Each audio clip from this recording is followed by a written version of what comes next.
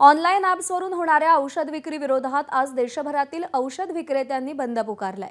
बेकायदेशीर आणि नियमबाह्य पद्धतीने औषध विक्री होत असल्याचा आरोप करत 12.5 लाखाहून अधिक औषध विक्रेते आणि वितरक या आंदोलनामध्ये सहभागी झालेत। All India chemist and druggist असोसिएशनने देशभरात बंदची घोषणा केली आहे। ऑनलाईन ॲप्सवरती डॉक्टरांच्या प्रिस्क्रिप्शन शिवाय औषधांची विक्री होत असल्याचा आरोप औषध विक्रेत्यांचा आहे आणि यामुळे छोट्या केमिस्ट दुकानदारांना आर्थिक फटका बसत असल्याचं संघटनेचं म्हणणं आहे।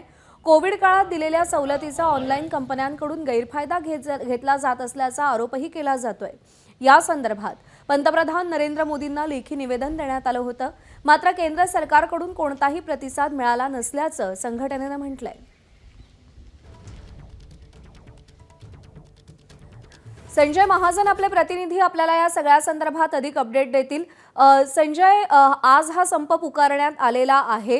केंद्र सरकारकडून का या सगळ्या केमिस्टच्या म्हणण्याला दाद दिली जात नाहीये, मागण्या मान्य होत नाहीयेत आणि या सगळ्याचा औषध विक्रीवर कसा परिणाम होईल?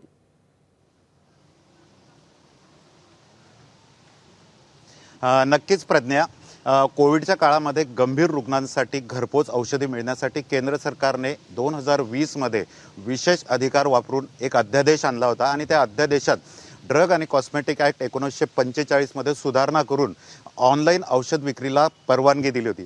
मात्र आता कोविड काळ संपल्यानंतरही जवळपास 3 वर्ष उलटून गेले आणि त्यानंतरही ऑनलाईन विक्री ही सुरूच आहे। खरं तर 1945च्या ड्रग ॲक्टनुसार ऑनलाईन औषध विक्री हा प्रकार कुठेही या ड्रग्ज अँड कॉस्मेटिक ॲक्टमध्ये नाहीत आणि त्यामुळे या सरकारने जो अध्यादेश 2020 साली कोविड काळात काढला होता तो तात्काळ रद्द करावा आणि त्याचं कायद्यात रूपांतर करावं अशी मागणी ड्रग अँड केमिस्ट असोसिएशनची आहे आणि त्यामुळे आज देशभरातील जवळपास 12.5 लाख आणि महाराष्ट्रातील जवळपास 1.25 लाख केमिस्ट हे बंद आहे। सध्या मी आता एका ग्रामीण भागातील केमिस्टच्या असोसिएशनसोबत आहे आणि आपण जर का बघितलं तर सकाळपासूनच केमिस्ट हे रस्त्यावर उतरलेले आहेत। जवळपास 1.25 लाख केमिस्ट औषध दुकानदार हे आज बंद ठेवणार आहेत आणि त्यामुळे याचा फटका कुठेतरी सामान्य रुग्णांना आणि गंभीर रुग्णांना, आकस्मिक रुग्णांना बसणार आहे। आपण जर का बघितलं तर समोर केमिस्टचा सकाळपासून कुलूप ताला ठोकलेला आहे आणि या ठिकाणी केमिस्ट हे रस्त्यावर उतरलेले आहेत।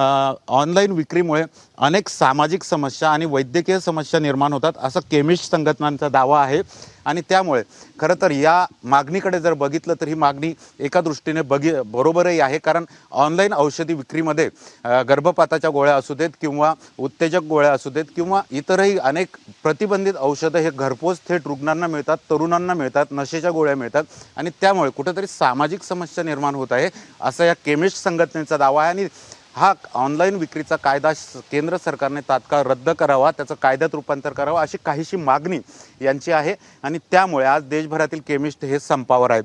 आता केमिस्ट संघटनांचे प्रतिनिधी हे रस्त्यावर उतरले सकाळपासूनच, आपण त्यांच्याशी बोलूया। नक्की काय मागणी आहे तुम्ही आणि ज्या तुमच्या बंदमुळे सर्वसामान्य रुग्णांना हा फटका बसणार आहे त्यासाठी तुम्ही काही तजवीज केली आहे का? कोरोना काळात काढलेला अध्यादेश आणि त्याचा फायदा घेत ऑनलाईन असलेल्या सगळ्या ह्या मोठ्या मोठ्या कॉर्पोरेट कंपन्या जवळपास 5 वर्षापासून ह्या अवैध प्रकारे आणि बेकायदेशीर औषध विक्री करीत आहेत। हे आमच्यासाठी आणि रुग्णांसाठी सुद्धा खूप घातक आहे।